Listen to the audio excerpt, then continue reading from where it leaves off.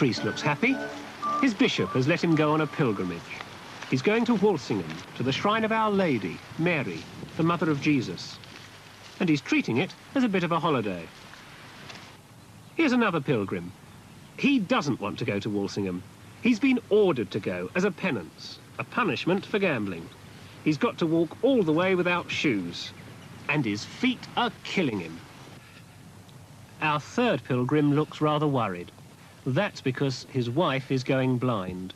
He's going to Walsingham to pray to Our Lady to cure her. Does that feel better, my son? I have some little skill at healing. It takes a priest to take away the pain inflicted by another priest, Father. Only God, Our Lady, and the blessed saints can take away real pain, my son, whether of the body or the mind. Hey!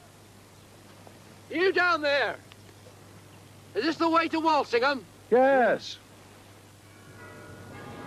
These people are visiting Norwich Cathedral. It's something to do on their holidays. They aren't all going for religious reasons. If you live in Britain today, you don't have to be a member of the church, any church. But in the Middle Ages, you did.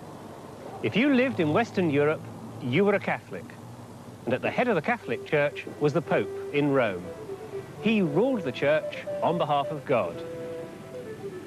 From him, through his officers, came God's commands. His most important officers were archbishops, then bishops, and at the bottom were the ordinary parish priests.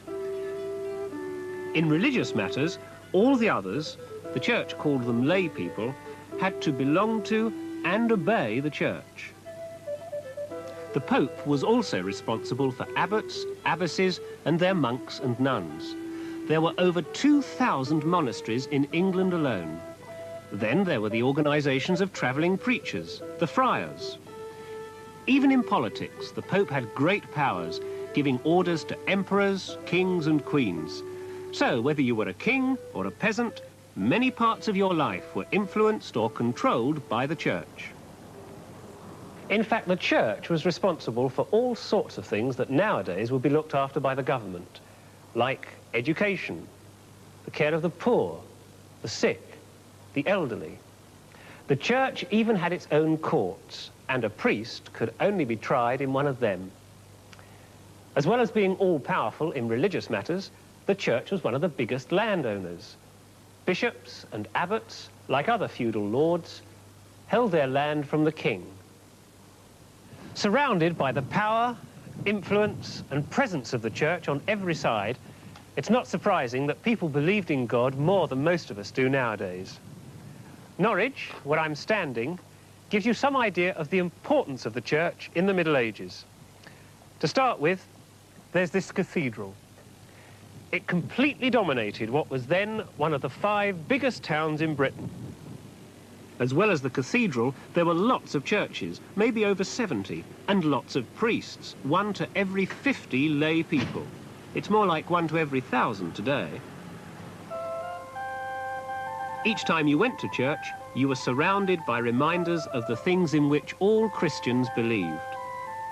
Pictures of Mary, God, and the apostles.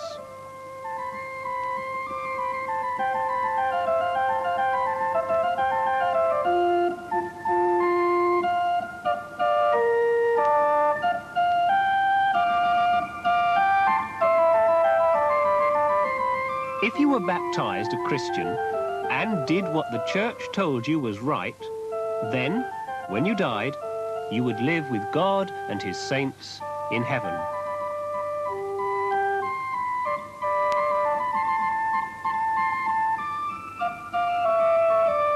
But if you didn't, you would join the devils and sinners in hell.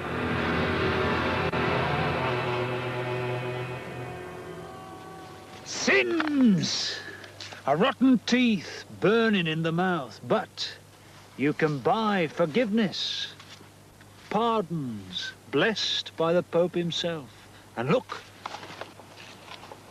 holy relics, a knuckle bone from St. Peter's right hand, a feather from the wings of the angel Gabriel, and a piece of the true cross itself. For a small sum, you can touch the nearest things to God on this earth. Relics? I picked them up on the road back there. There's no wonder the partners make so much money. And how can you buy forgiveness? Well, at least the money they get goes to the poor. Well, doesn't it? Sometimes. Ah, You're getting a bit above yourself, aren't you? Just you remember, God's put everything in order. The world with its seasons, and society with each man in his proper place. Well, there's the king at the top, then the Lord, and then somewhere right down the bottom, you. oh, I know my place. But it doesn't stop me thinking, does it? You should just show a bit of respect to those above you. Like the priests, for example. Priests? No disrespect to you, Father, but there's a priest near our village. He can hardly read. He does the service in Latin, as he must. We don't understand it, of course, but neither does he. Mind you, he's got no time to learn all that. Why not? Too busy dressing up and chasing women. There's about as much chance of him going to heaven as there is of me throwing 3 sixes. I will throw him away. Later. You'll suffer in hell for your sins. You'll hang by your tongue from a tree of fire. But you do believe in heaven and hell, at least. Well, of course I do. It's bad priests and monks and friars that I don't like. There's nothing more certain than hell. We're all equal in death, and we'll all be judged. I saw a mystery play once. It showed sinners in the world of the dead. They were saved by our blessed Christ on Judgment Day. Principes, pota tollite. Open up and let my people pass. To most medieval people, heaven and hell were as real as Italy, the country where the Pope lived. And a lot of them thought that they were sure of going to heaven if they cut themselves off from the world and devoted themselves to God. Monks and nuns did this by living in separate communities called monasteries. But they still had a responsibility to feed the poor, care for the sick, and give travellers a bed for the night.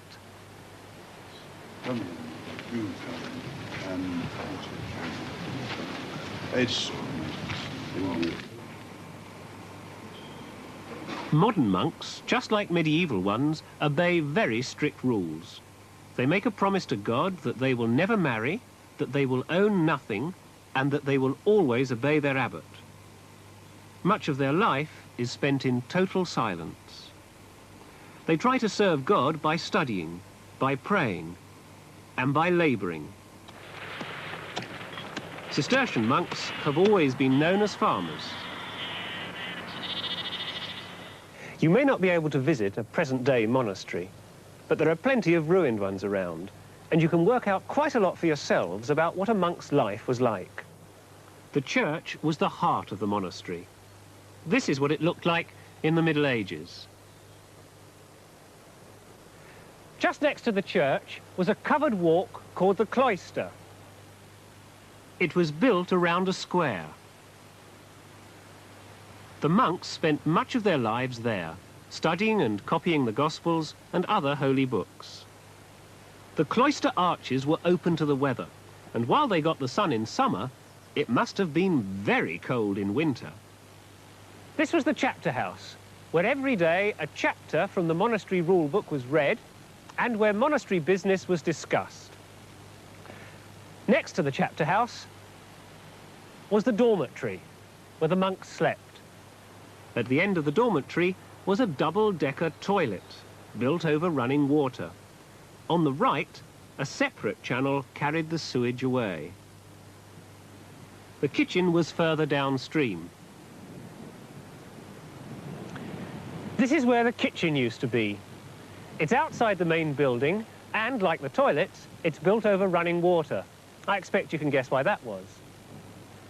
The food was probably quite cold by the time it reached the dining room, over there. Although monks lived simple, hard-working lives, monasteries became very rich. When people died, they often left money or land to a monastery. By 1420, monasteries owned a quarter of the land in Britain. Most people met their parish priests far more often than they did monks. The priest was usually a peasant like themselves, and probably wasn't well educated. He might know only enough Latin to take church services and religion to teach people the 10 Commandments. But as a priest, he had the power to baptize, marry, and bury them, to give them mass, and to forgive their sins. He also knew a lot about people's problems. Well, my son. Bless me, Father, for I have sinned.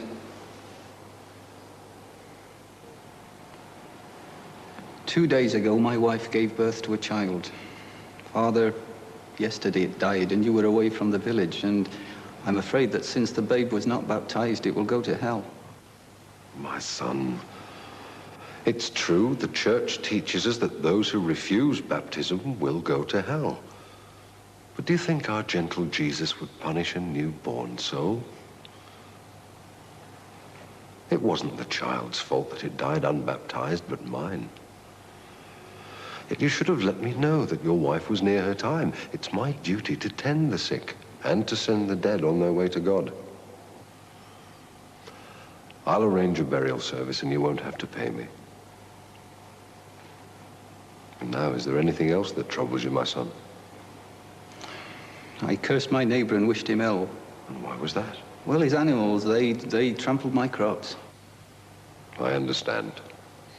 But you do repent. You're forgiven. Any large organisation needed money to keep it going, and in the Middle Ages, the church took 1/10 of everyone's income by way of tax. This 10th, or tithe, as it was called, was often paid in kind, perhaps sheep or corn, and it was stored in tithe barns.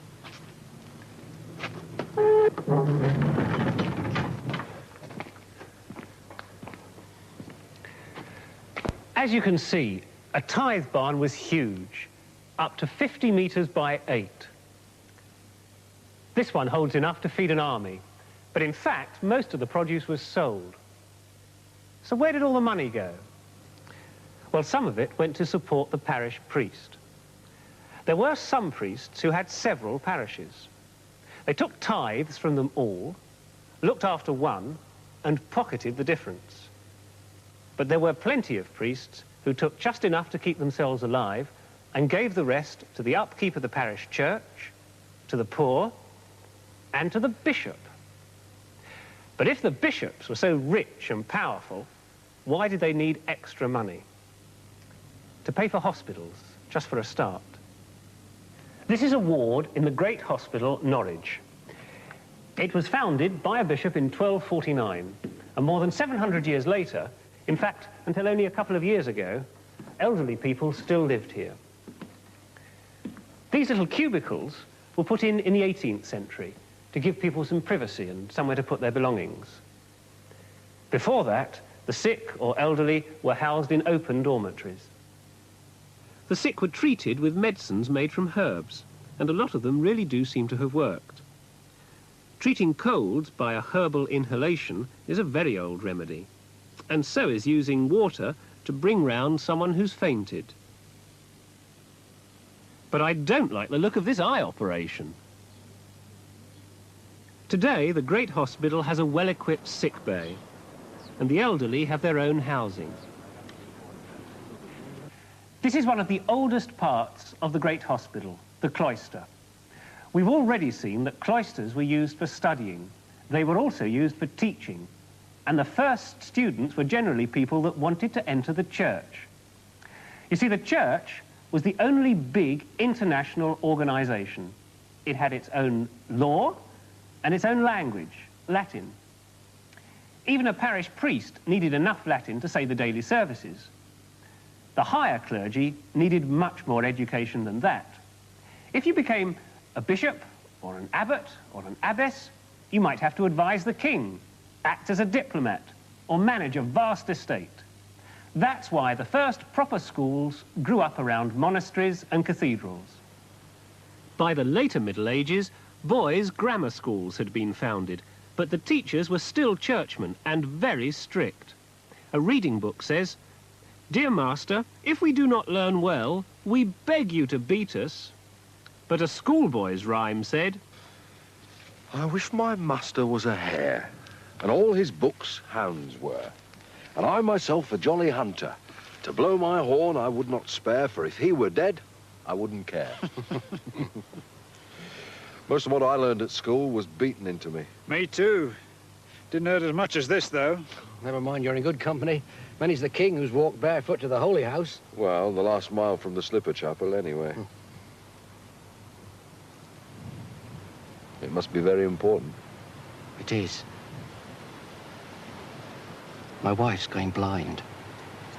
I had this image made in wax to leave at the shrine. When it's blessed, she may be cured. Well, go on, laugh. No. Faith can heal. Real faith. And I'll take back some holy water to bathe her eyes with. Don't take it all. I need some too. For yourself? To cure the lepers of my village. I've come for them. There'll be an all-night vigil. Will you join me? Yes. If my wife's cured, I'm going to come back here again with a gift. I would have thought the church was rich enough already. You have no right to... Will you pray with us tonight? Perhaps. I probably won't be able to sleep anyway. Because of being so near the shrine? Nah, because my feet will be killing me. Oh, come on then, or we won't even get to the Slipper Chapel.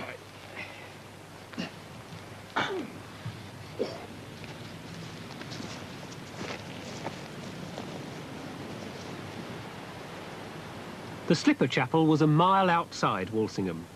Pilgrims used to leave their shoes outside and go in to pray.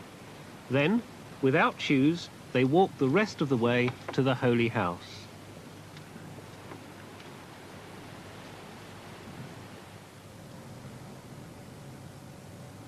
Shrines like Jerusalem, Rome, Canterbury, Compostela in Spain were visited by tens of thousands of pilgrims every year. And an official souvenir industry grew up round them.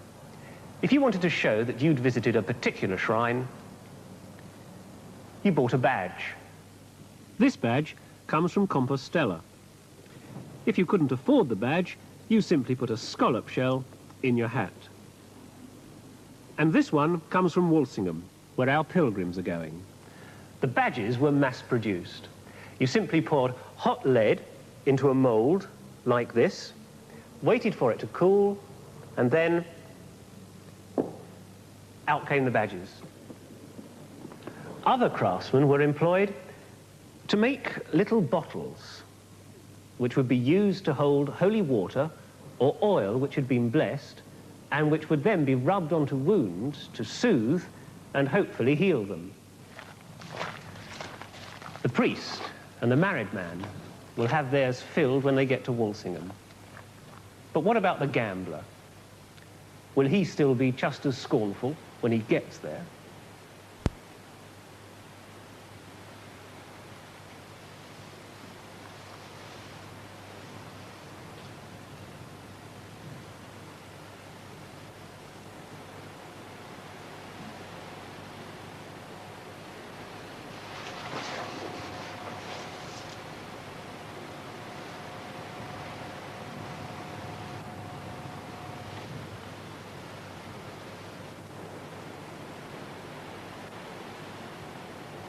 Hail Mary, full of grace, the Lord is with thee. Blessed art thou amongst women, and blessed is the fruit of thy womb, Jesus. Holy Mary, Mother of God, pray for us sinners now and at the hour of our death. Amen.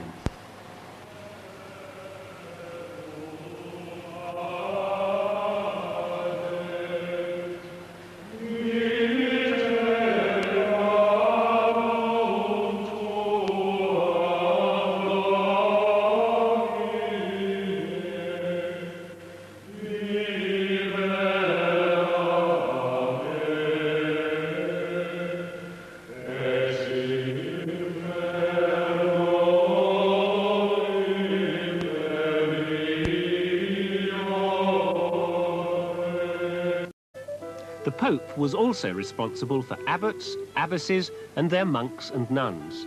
There were over 2,000 monasteries in England alone. Then there were the organizations of traveling preachers, the friars. Even in politics, the Pope had great powers, giving orders to emperors, kings, and queens.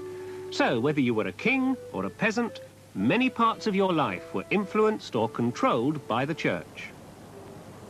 In fact, the church was responsible for all sorts of things that nowadays would be looked after by the... And he's treating it as a bit of a holiday. Here's another pilgrim.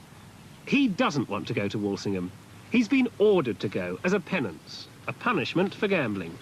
He's got to walk all the way without shoes, and his feet are killing him. Our third pilgrim looks rather worried.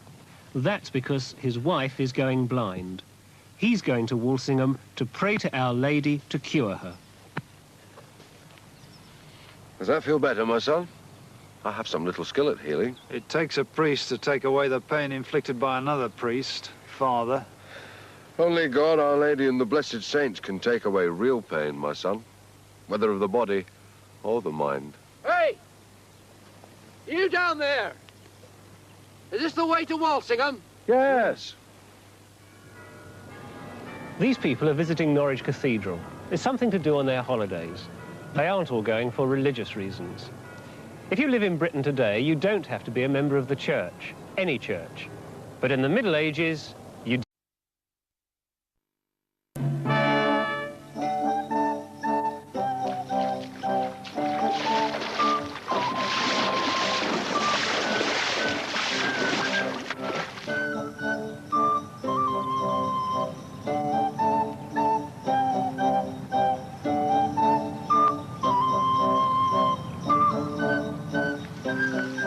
This priest looks happy. His bishop has let him go on a pilgrimage. He's going to Walsingham, to the shrine of Our Lady, Mary, the mother of Jesus. If you lived in Western Europe, you were a Catholic. And at the head of the Catholic Church was the Pope in Rome. He ruled the church on behalf of God. From him, through his officers, came God's commands. His most important officers were archbishops, then bishops, and at the bottom were the ordinary parish priests. In religious matters, all the others, the church called them lay people, had to belong to and obey the church.